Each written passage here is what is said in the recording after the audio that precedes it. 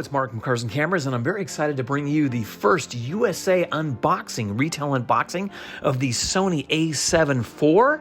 And I've been waiting for this camera for quite a long time. I like the new packaging that Sony is doing with no plastic. It is all recycled paper. I was really curious what was inside of that little pouch. Comes with a very nice a7 IV strap, which I'll never use. And it does not come with a wall charger. It just comes with that USB adapter to USB plug to plug directly into the camera. There's no dedicated battery charger. And here is the camera itself. And there you go.